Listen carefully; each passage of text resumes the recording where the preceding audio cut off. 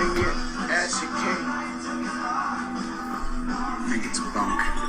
Ready to have the best fun ever? Damn Skippy.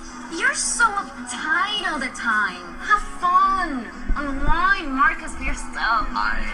Yeah, okay. I want this to be fun.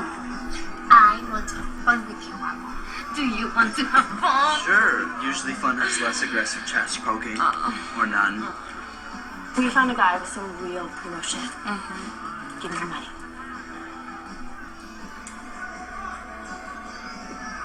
I warned you about these crunchy hippies and their bunk drugs, and you didn't listen to me. And now you've thrown all your money away. Wasn't that a Mother Goose tale? Well, Maria and I got enough for two of us. Jew, the little piggy who built his house with bunk drugs, gets to enjoy the rest of the trip sober. We'll see. Gotta get you, buddy. Whatever's cheapest. You serious, right?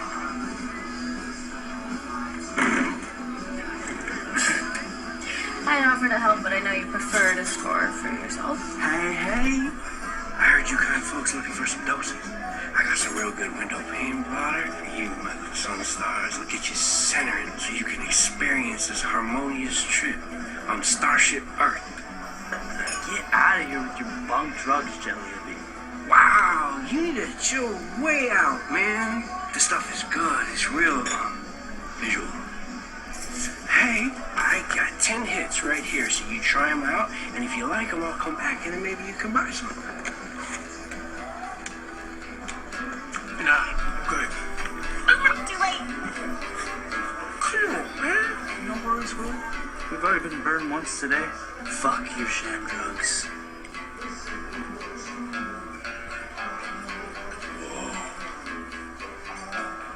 Well, good luck, man. Dude, that was 7 hits.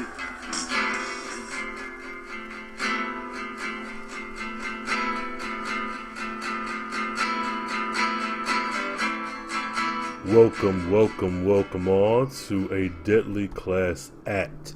This is the Carefree Black Nerd review of SyFy, Rick Remender, Wes Craig's, and Image Comics hit graphic novel series Deadly Class. This is episode 5. This is episode 5, y'all, and I am going to butcher Saudade. Look, you already know. Saudade. Yeah, that's what this is. So this, and I know I've said it time and time again, I'm going to stop mentioning the comic, but I'm letting you know right up front, trigger warning, spoiler, all that, I'm going to be mentioning the comic. Now guys, when you're listening to this episode of A Deadly Class Act and any subsequent episodes going forward, please use that hashtag ADCAPod. Make this a conversation. Let me know that you're listening and that you are into the show as well. Let's see, SyFy, I think it's been killing it with this show. This has been just good for no goddamn reason. And this episode is one of my favorite few issues of the comic, and this is when the gang goes to Vegas. So all in all, what happens in this episode, Marcus, we're coming off of the last episode where Marcus and Billy had a bit of a conversation, a heated retelling of what happened at Billy's home, where his dad pretty much beat his ass, and his mom, and I believe his little brother as well. Billy's like, look, Marcus, we have to kill my dad. And again, going back to what I said a few episodes ago, if not the first episode, the fact that these killings keep happening, but it's at the hands of Marcus and not the other students who are tenured, so to speak. Like, even though Billy is a rat and he was kind of thrown into this life, he isn't the one doing the killing. Like, even his kills, so I know it's just crazy. What I like about this, what they've done, is they've taken a lot of elements from the comics and they've altered them to suit the show, and I think it's just damn good. So continue on. So we come off of Billy having this like passionate scandal style speech about his dad. We come into this episode with Marcus sitting in the police station going crazy, tripping balls. So the gang, Maria, Willie, Billy, Marcus, and Saya. I don't know whose fucking car. I I think this is Willie's car, but they hit a road trip to Vegas. They stop off at what's like, I guess, a Woodstock. No, not even Woodstock, because they mention it that this is pretty much some people who are tailgating this concert, a bunch of hippies, and they're trying to score drugs. After that, we move into actual Vegas proper. Some shit go down there, and we end the episode like we started at the police station. Now, kind of taking it piece by piece, I really enjoyed Willie. I really enjoyed the main 5 cast. What I like what this show is doing is what Riverdale is not doing, and not to come down on Riverdale hard all the time, but this show is giving me they're keeping track of the cast that they have. You have this main 5 or this core 5, but you also have all these gangs and subsequent side characters, and yet you're still moving them around in a way that makes sense. Now, it could be said that because this is based off a comic where the events are already planned out, that it makes it easier to kind of let the cast breathe and move some things around, but you still have to take what's in the comic, lay it out over a 10 episode series, or season rather, and decide where to start, where to begin, and what to be what episode. So even though this is content that's already out there, I don't think that I'm just gonna give Riverdale a pass because of that. But this is my Riverdale podcast. Welcome to Riverdale every Monday on Carefree Black Nerd Podcast. So the guys and the gals split up. They show up at this Woodstock. I'm gonna just say Woodstock because I'm not familiar with the hippie culture and following bands and all that. So I'm gonna just say Woodstock from here on out. So this Woodstock-esque conference festival, and Billy, which I was I come to realize that Billy is a favorite of mine. I thought, I'm not really basing anything off of the comics as far as who I like and who I don't. Willie will hands down be my default fave at all times because I'm rooting for everybody black. But Billy is really, he's not annoying, he's not aggravating, and I do like his character. But the first couple episodes, I thought that, okay, he's just going to be this guy that, you know, I could take him or leave him. But the way that they're exploring his backstory and kind of retconning some stuff and flushing him out makes me like him. He's like the breakout fave for me. Really, I like that character that's like the person who holds the hand of the entry character. So like it was Janice, yeah, in Mean Girls, and Billy had served that same purpose here in Deadly Class, but just he's always so positive and so sarcastic. And then even him and Petra, like, that was pretty generic teenage angst stuff, so I'm okay with it. But just seeing him get a win, and by win I'm referring to him and Willie and Marcus walking around and Billy making eye contact with this chick, this blonde chick who's like playing a guitar on a bus, and we find out later that she gave him some head. And I was like, okay, Billy, you deserve this. You deserve a win. Now, I don't know if that head gonna come back to bite him in the ass later on, but as of now, he's been taking some L's emotionally and physically, and I'm happy that he got that. We're rooting for you, Billy. Now what else? So Saya's like, oh yeah, give me your money, I'm gonna go get some drugs, and you guys don't know if a hippie's gonna give you some bunk drugs and this and that. I'm like, Saya, you pretty I don't know, controlling. Like, we get the whole, you gotta watch over Marcus and keep him close, so because he's your pledge or whatever. But something, well, she did say, you know, I'm part of Yakuza and I've been running was it a casino back before I was in the 3rd grade or something. That's cool, but again, Saya, cool it. Like, we ain't in the Yakuza, we are on our way to Vegas. These are hippies. You ain't got, we just killed your cousin, so like all that, whatever.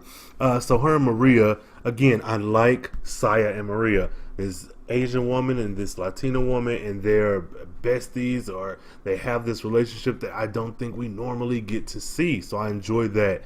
They go off snorting coke in the bathroom. Other thing I like about this show is that they're presenting drug use as recreational drug use, but this is like, it doesn't take away from the characters. They still are who they are. They're still kids, and it's just the drug of the time. If someone writes a period piece of the time that we're in now, you'll get teenagers doing weed, doing the marijuana, no, smoking weed and popping pills. And though that is, you want to demonize drug use, it just is what it is. It's the truth of the matter. People do drugs. So I do like the way that they're handling this drug use. And I'm not even getting to the big drug use yet, but just this recreational, let's get these drugs, let's snort this coke. Well, other thing that I do like is that Willie is like, nah, I'm not doing this shit. So Willie is very much against doing drugs, and that they didn't make it this whole race thing, like, oh, the black kid is the one who doesn't do the drugs. Look at, we inverted the stereotype. It was just like, no, nigga, this ain't what I do. That added on top of us knowing he's a pacifist and knowing all the shit he's been through, it's like, to me, that's on brand. It makes sense that he would not do drugs, especially for someone who's holding on to an image and a facade so tightly. Not having control of yourself or your faculties or your mental state would be very kind of terrifying, because you don't know if you're going to slip up and say or do something that's going to kind of give people a peek behind the curtain to see that you ain't this badass motherfucker you've been saying you is. So I enjoy it. I enjoy it. We got a cameo from Ice-T, just in case I forget that later on. It's when we were in a casino. He was on a slot machine and talking to Marcus, which I saw his name in the credits when I was watching when the show first began. I was like, what the fuck is Ice-T? Who is he going to play? But it was a great cameo. Kudos. They did it with this show. So Marcus, while he's with Willie, buys some drugs from this hippie. He don't feel nothing. What is it? What did he say? Not angel dust. What is he? I am the something king. Dang, I forget. But damn it, I don't know. But so he's not tripping out. So then him and Willie meet up with Saya and Maria after they snorted their coke in, I guess, a tent or a lounge. And the same hippie comes by, tries to sell them drugs. Marcus like, get the fuck away from here, hippie, with your bunk ass drugs. So what happens is the hippie gives them a sample, which I wonder, because I'm not a drug user, I don't know. I wonder if people still do that, like if excuse me, dealers, or would there even be a reason to now with weed being legalized, like pretty much everywhere, or in so many places rather. What I'm referring to is the guy giving them a sample. It was 10 hits of some drug. I don't know what it is. Acid. That's what it was. He said, I'm the acid king. So Saya and Maria rip off one little piece of acid, which is probably, honestly, half the size of a Tic Tac, or maybe a full Tic Tac just flattened out. So they take it, or whatever. Willie's like, I ain't taking that shit. And Saya, I believe it was Saya, says something to him. It makes him open his mouth. Then she shoves the acid on his tongue and holds his mouth so he has to swallow, which that was cute. I mean, it'd be problematic, but it was cute. And then Marcus, silly ass, takes the remaining 7, stuffs them in his mouth and swallows them, and is like, oh, fuck this shit, and so everybody is looking at him like, nigga, I don't know if you wanted to do that. The hippie who sold him the drugs is like, all right, man, good luck. He's like, oh, well, it's probably bunk anyways. Bruh. Not bunk at all. So what I like, again, my favorite parts about this episode is that, one, the kids are all high like the entire time, but this is the acid trip episode where in the comic, Marcus is going through hell. Like, it is kaleidoscope dreams, Doctor Strange landscape, Technicolor rainbow jacket, David and all that good shit. And it's the way that it is delivered to us in live action, I think is really good. They did a good job. They used a lot of different mediums. At one point, the guys were cartoon version. Marcus was the cartoon, the Wes Craig style comic cartoon. At one point, they all looked like Funko Pops riding in the car. It was a really trippy. I liked it. I really liked it, and I think this is probably one of the best episodes, and just technically, maybe not story wise, but technically, because I think a lot happens, but not as much as what happens in other episodes. But oh my god, seeing Marcus kind of freaking the fuck out was just dope as hell. So then we get to the hotel room, and just getting Marcus from the car into the hotel room, it was just whoever works on the graphics, on the costume, on the edits, and I know this had to be a fun episode. It probably was time consuming or maybe a bit stressful, but it looked like it was just a lot of fun. And oh man, I don't know, y'all. Like, of course, this is one of my favorite books, so I'm biased, but this being my favorite aside, like, just this set of scenes, I think that if you're interested in writing and acting and just entertainment, just film at all, editing, any of that, costume, I think this is a good series of scenes or a good episode to watch because it's just so cool. So we get into the hotel room, and there is a lapse of time. So we're going from the present with the kids in Vegas to, well, the present, which is Marcus in the police station, to the past, which is treated as present with the kids getting to Vegas. All in all, Marcus is high as hell, and he's going through things. It's just, you got to watch this episode. So we come to Billy and Marcus being the only ones in the room. Saya, Maria, and Willie are off doing something else. I think they were at the casino or getting food or drugs or something. So Marcus is still tripping, and he has a moment. This was just a very quick line where Billy's like just kind of talking to himself, pacing, and Marcus says something. He's like, man, you asked me that like 6 times already.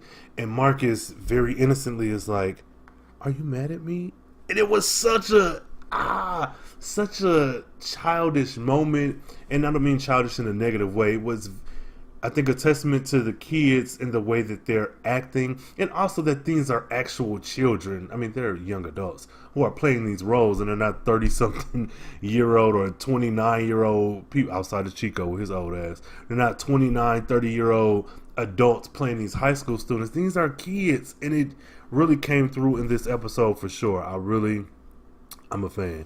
But Billy's response, he was like, oh, no, man, I'm just nervous because he's going to kill his dad. There's another moment that I'll speak about in a second. So Billy is like, okay, I'm going to do it. Are you with me? So Marcus is clearly too high to help him kill his dad. So Billy just leaves. He goes into the next room because dad is standing in the next room. And Billy said earlier that pretty much they're killing his dad because the mob sent Billy to King's Dominion to pay off a debt that his dad made. His dad is too far in debt. If they get to kill his dad, they're going to send his little brother to King's Dominion, and who knows what they'll do to his mom. So though this is, let me keep my little brother safe, it's also like, this is a kill that serves the greater good. If we don't kill this man and get rid of him altogether and let my debt be the only debt being paid, being at King's Dominion, I could lose my family. Everything could go horribly wrong, and they did a good job at establishing those stakes. So it wasn't just, oh, I'm killing this man for the hell of killing him, or just because he hit me, which is still a good enough reason to go after that motherfucker. But oh man, it's such a good show. So Marcus kind of comes, he's still high, but he comes down a bit, and he hears all this thumping, and he goes slowly out the room next door and sees Billy and his dad fighting. And we finally see Billy's father's face. We didn't see it in the last episode. And very comic accurate. You have Billy behind his dad with, I think, a chain or a rope around his neck while dad is pulling on the rope trying to get Billy off of him. He's trying to choke the shit out of him. And they're throwing around a lot of slurs, a lot of homophobic slurs. And it's nothing that it is offensive just in the sense of there are slurs, but it's very period appropriate. Like, you wouldn't do a period piece and not include the slang and terminology and the common phrases that were used. So, and I don't think this was overboard. It's not like it was a Quentin Tarantino film where nigga is being said every 15 seconds from beginning to end. This was sparingly, and it was in a way that made sense. I'm not saying that everyone will be okay with the words that were being used, and I'm not asking for you to be. So, because if it is offensive, then by all means, you are have the right to feel the way you feel. It's just, for me, it just wasn't. It made sense, and I was okay with the story because we're related to the story. Another thing is, Marcus came in and tried to help fight, which, oh my god, Marcus keeps coming to the fucking rescue. With Saya and her cousin, he came to the rescue. With Willie killing that homeless man in the beginning, he came to the rescue. With Maria, he tried to come to the rescue, but ended up creating an arch nemesis in Chico. But even with that, he still was. Marcus is the MVP. That's who you want on your team. He is ride or die. I'm finna help you the fuck out.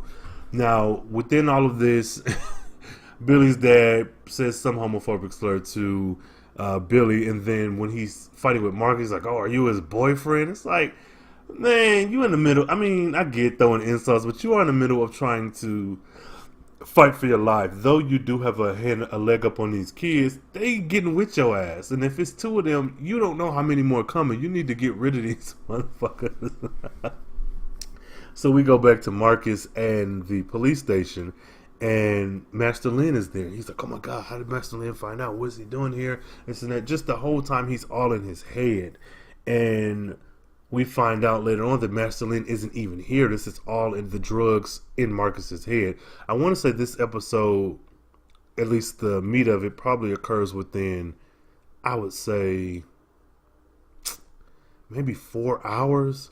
Like them showing up at the festival and then getting into Las Vegas and like the sun going down. I'd say, well, with Marcus and time being kind of skewed, and also them being at a casino where there are no windows and there are no clocks, I still say about 4 or 5 hours. So pretty much Billy's dad knocks him to the ground. I think he's choking Marcus in some kind of way. Marcus kicks him away. He stumbles off of Billy and hits his head on an end table and is dead. This show loves them some blood, man. They love blood. Well, this is another moment that is really genuine, where I felt like the actors did a damn good job, and it just made them feel like they were kids. Billy is on his hands and knees. He gets up and he kind of crawls over to his dad. Billy cries, and he doesn't, oh my god, cry. No, he yells out like a little kid, like if you spank a little kid or they fall on the ground or they hurt themselves, that moment of silence that you get, that pause you get right before they start belting out tears, that's exactly what Billy did, and he did a damn good job. Like, this wasn't as emotional for me as his monologue from the end of last episode, but it was right up there. I don't even want to imitate. It was like that, but it was very childlike. And oh man, it was so, it cut me because I'm like, oh, this motherfucker, like, yeah, he's a bad person and he's evil, but this is your dad. And a little bit before that, Billy was talking to Marcus, and he was like, he wasn't always bad. He was a good person, but the shitty person just won over. And he's at peace now or some shit. Pretty much, he wasn't always a terrible person, but he is now. And I understand that we got to get rid of him, but shit, that's still my dad. And that was such a powerful, like, man, this was good.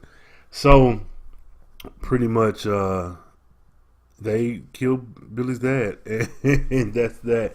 So we find out that Marcus is given one option, because he won. That's the thing. Marcus was high, walking through the casino, played a game. I think it was the game Ice-T told him to play, and he like hit the jackpot. As he hit the jackpot, security comes over, snatches his ass up, and that's how he ends up in the police station, which is the police station within the casino, not the police station proper. Well, Marcus is...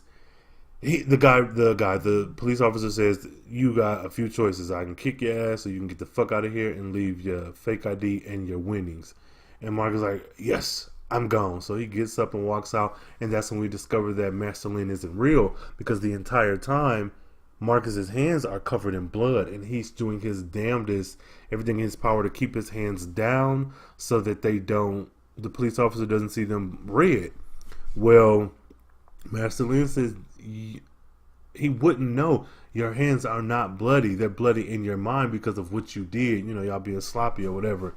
And Marcus realized that Master Lin isn't there. He goes into the elevator to go up to his room, and who shows up but motherfucking the dude with the the burnt face, his old roommate from the boys' home.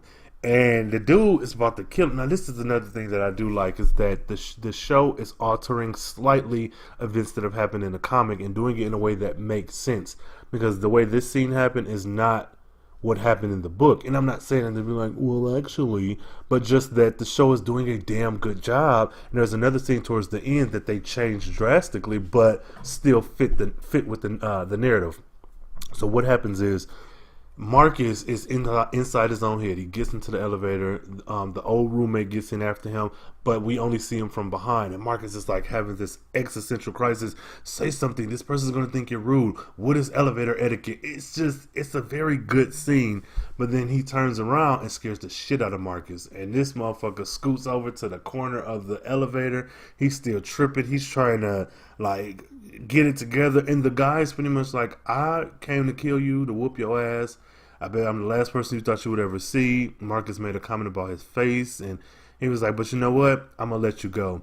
And I don't recall clearly, but I think it was just that because Marcus was high, and it was like, this wouldn't be, not necessarily fair, but you wouldn't have a fair shot. I believe that's it.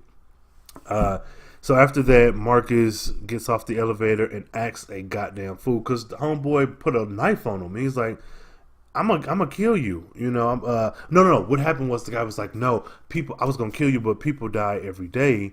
But I want to get a book deal, get on Donahue. I want to do it with pizzazz. I want to be famous. So I think he's gonna like kill him later, or kill him in another way. Pretty much, he wants to. I want to be famous. That's what it is. He wants to be fucking famous. So Marcus goes to Maria's door and he's beating the fuck in her door. He's screaming like, this nigga after me. Well, Maria brings him in the room, and what happens is she's like, no, you're still, you're tripping. He's like, no, I'm not tripping. This guy is. She's like, oh, you're high. Come lay down. And they have a moment. Marcus pulls out her passport, which, why is her passport just sitting there in the bag? But and she's like, I gotta get out of here. How did you feel? How would you feel if you were forced into this life and forced into something and you can't get away and whatever? And her and Marcus bond over the shit that they've been through. And Marcus is like, that seems to be the only way I can relate to anyone is through some shared traumatic experience, which is real. And it's not something that I've even really thought about because he's been homeless. He's been an orphan. He's been kind of on his own since he was about 6. And the start of you being on your own was your parents being murdered or being killed rather. And that happened at a young age, and that event in itself was very traumatic that you were present for. It's not like they were in a car accident while you were home asleep, or somebody gunned them down when you were at school. You saw them die. So the start of his adolescence was him steeped in trauma. So yeah, him and Maria would connect. Him and Willie would bond over killing this homeless person. Like he would, but it's good. So what happens is they get the kissing. They bout to fuck pretty much, and lo and behold, Chico kicks in the door because he's been following them since the episode started. We only saw him that one time though. He pulls out a gun and shoots at them. Marcus gets away. Maria comes with her fan. It knocks Chico's gun out his hand while he's chasing Marcus. Marcus gets away. He's shooting. And very comic accurate, Chico dives at Marcus. They go through a convenience store window. He's kicking his ass. Marcus is like, he blacks out, wakes up. Chico's still standing there with the gun. The shop owner, an older white man, pulls out a gun and he got it at Chico back. He like, hombre, motherfucker, leave. Chico's like, okay. He turns, do some shit, get the gun from the dude. The dude's scared. Please don't shoot me. I wasn't gonna shoot you. I'm like, nah, you was. In the midst of their fight, Marcus slashes Chico's leg open. It's very comic accurate. It really is. And we get to the final scene where Chico goes outside after chasing Marcus out of the convenience store, and he tells them like, get the fuck out the dumpster, because Marcus hid his silly ass in the dumpster instead of trying to get away. But I mean, you're cut, you're hurt, you're high, you're still like, this ain't your old roommate who's trying to be famous. This is Chico who's trying to kill you. So what happens is he's whooping Marcus's ass, and in walks the rest of the crew: Willie, Billy, Saya, excuse me, shit, Willie, Billy, Saya, and Maria, and they're yelling at Chico like, "Man, Chico, leave him the fuck alone." Chico, this 35-year-old man who's at school with these kids, is like, I'm gonna beat all y'all ass. Billy tries to kind of talk him down. He punches Billy in the face, stabs him in the stomach, which fucked me up. Again, for someone who read the comic and kind of know what's going on, when Chico stabbed him, I was not ready. That fucked me up. I jumped back. What did he do? He also slapped Maria or punched Maria. And then Willie comes up, with the gun. Because earlier Chico whooped Marcus' ass. He dropped the gun. He was like, "I'll give you a fighting chance and you can get to that gun. One of us got to die. You like my girl." And Chico is very possessive. He's abusive. He is toxic. He is everything you don't want if you want a healthy relationship. Won't happen. So Marcus, Willie picks up the gun, pulls it on Chico. He's like, "Chico, back the fuck down. I'll shoot your ass dead. I'll kill you." Whew. So here we go. The truth jumped out. Chico's like, "Look, you might want to shoot me, but I done heard some shit. See, what I heard, and this is not verbatim, is that Big Bad Willie don't do shit. I heard that he gets his lackeys to take care of shit because he too much of a pussy or a punk or something to actually get his hands dirty." And Willie is trying so hard to hold on to this, and he's so brave, and I don't mean in a sense that, because what he's doing in the grand scheme of things is playing a part. But when I say he's so brave, is that you're dealing with this, you're used to being this character, and you're hoping that your performance is enough to get you and your friends out unscathed. You could have easily left Marcus episodes ago, but you came back because you want to do right by him as a friend. You know that you were able to protect him, and he's a good friend, and he can do some shit for you. Like, he killed that homeless person for you. But that Chico will probably kill you, and you still are trying your damnedest.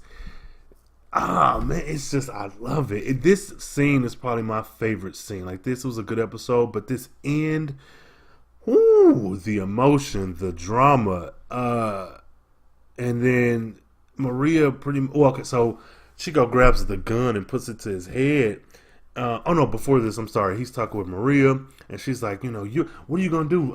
Kill everybody that looks at you wrong? Kill everybody who I like or who I look at? You don't own me, you this and that. And that's when he punches the shit out of her. So now Saya holding to a bloody ass Billy, and then Maria as well.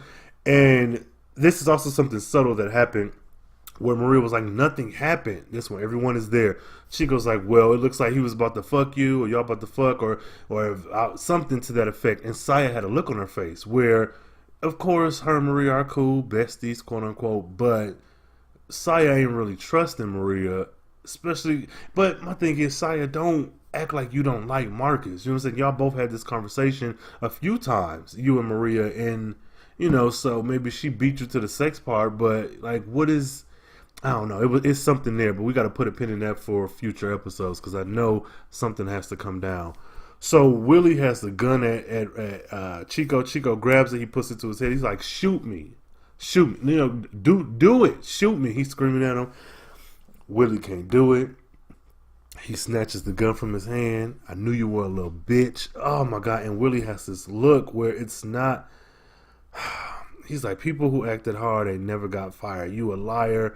And Willie he doesn't look scared, more or less. He looks defeated. Like, there was a time where Marcus was the only person who knew I was lying. Now, everybody else knows.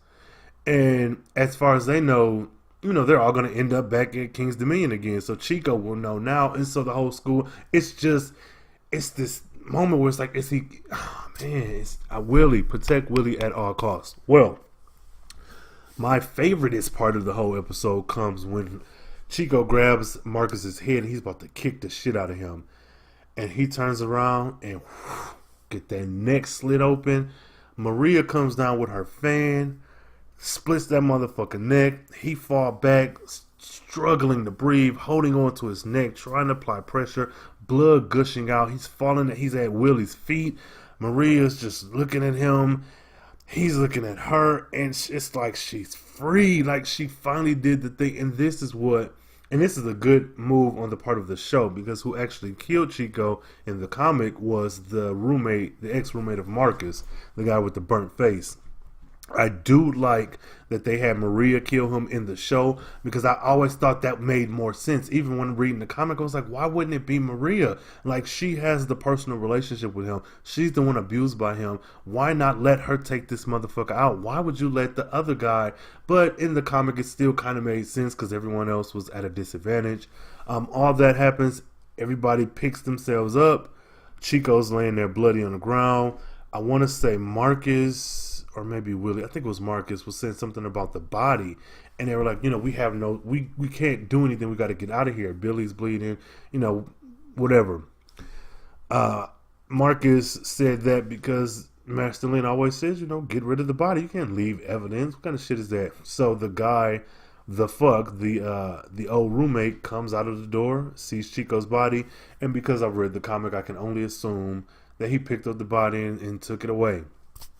Then we get this sad, very 80s appropriate end of a movie style ride back through the highway from Vegas back to King's Dominion, and Willie's in the back seat, Marcus is in the middle, Maria's on the other end, SyFy is driving, and Billy is in the passenger seat, and Marcus is having his little Wonder Years moment, and he lays his head on Maria's shoulder, and SyFy looks back through the rearview mirror. She's up to some shit. Some shit is about to go down. But they've all been through this traumatic ass experience, and I don't know how the show's going to handle it going forward. I'm very interested, and I hope that, I'm confident that they're going to do things right. We're in the middle of the season because it's only 10 episodes. So these next 5 episodes, there's a big event that I've been discussing since day one, since the first episode, and I'm not sure that that's going to be the end of this season. I'm thinking that it may be the end of season 2, because this big thing that happens, they may. Now, I'll say this much: if they do it this season, I'll clearly let y'all know on the podcast. But if they don't, I still won't say anything, because I know that it's coming, and I think that it's something that I want to see how the show handles it. So I'll leave that there. I do feel for SyFy, but I'm also like, man, you've been reporting to Master Lin. I don't trust you. I don't trust none of y'all really, but Willie. But I don't trust you, and I'm scared of what you're going to do to everyone else. Like, Maria could have easily left, but what Chico did, she has no need for that passport. So we think. I'm like, later on when people start asking questions, are you going to need, like, where are y'all going to say y'all was when y'all were in Vegas? What? I don't know. I'm interested, because at this point my memory is a bit hazy with the comic. I deliberately have not been reading anything past that first volume because I didn't want it to impact the way I view the show. So that's that. My favorite of this episode was probably Billy. I don't know, it's the main 5. I like them all. They really did a good job. But Willie is always default favorite. But I think Billy is probably... Damn, but Maria, I don't know. It's between Billy and Maria, just because they had the roughest time these last 2 episodes.